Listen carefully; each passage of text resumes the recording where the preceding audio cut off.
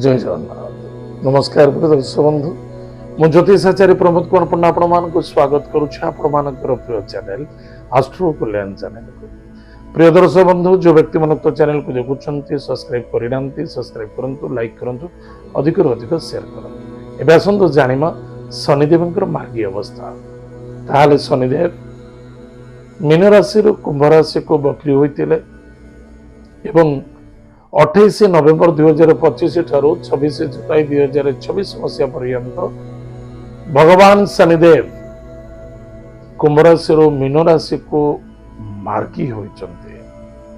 प्रदर्श बंधु मार्गी अर्थ बहुत पावरफुल एक्स्ट्रा पावरफुल।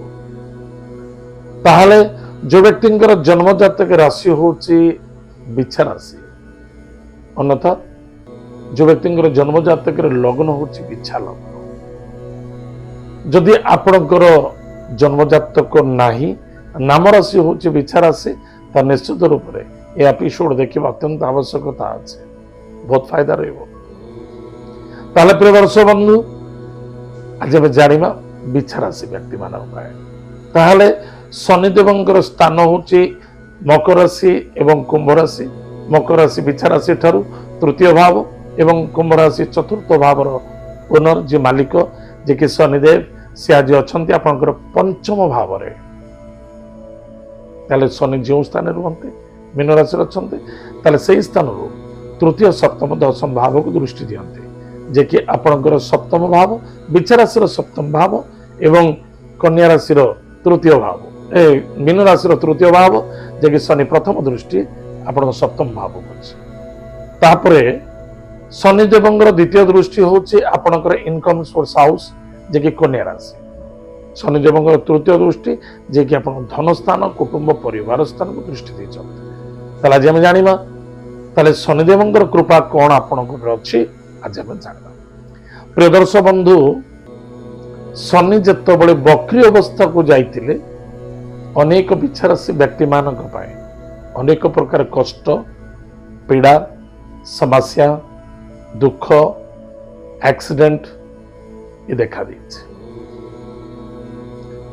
शनि जिते मार्गी हेले निश्चित रूप से आपण को सहयोग करेंगे कुटुंब परिवार रे आनंद देवे अर्थनैतिक क्षेत्र में सफलता मिल नूतन कर्म क्षेत्र प्राप्ति योग अच्छी निश्चित निश्चित कर्म प्राप्ति हो आदि निसंदेहता बहु मूल्य अर्थ प्राप्ति योग संतान को नहीं आनंदित हे विद्यार्थी सफलता अर्जन करेंगे सांग दोस्ती मित्रों द्वारा सपोर्ट मिल भाई भौणी मित्रों द्वारा सहयोगिता मिल प्रॉपर्टी जमीन जायदाद क्षेत्र धन निवेश कले यथेष्ट सफलता पाइपारे एवं जो स्थान रे इन्वेस्टमेंट करथिले से इन्वेस्टमेंट आपनकर ग्रोथ एंड सफलता देखा।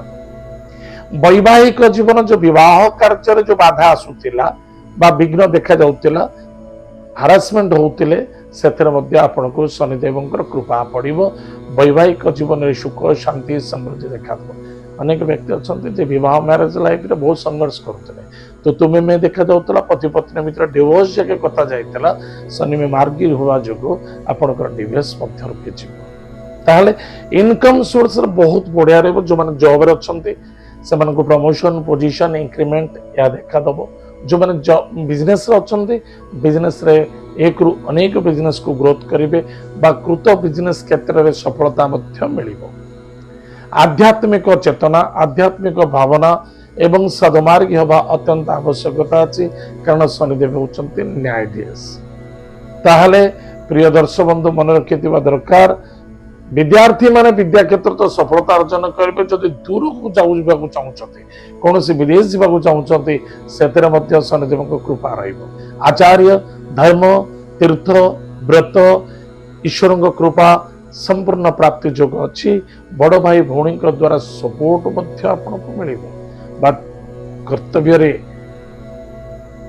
अवहेला न रहा दरकार। प्रिय दर्शक बंधु संतान को नहीं आनंदित हे मन रखिथे जो निसंतानी माने थिले बा पुत्र प्राप्ति गोटे आशा थिला बा बिल्कुल संतान नथिला सेथरे मध्य आपनको सफलता मिलिबो लव मैटर मध्य सक्सेसफुल हेबे जो मैंने लव मैरिज करिया चाहूतिले बापा माँ को कही पारुनथिले एक अन्य जन मते प्रेम संबंधित थिला ताले सेमानकर विवाह मते कार्य शनिदेव ही कृपा करिवे।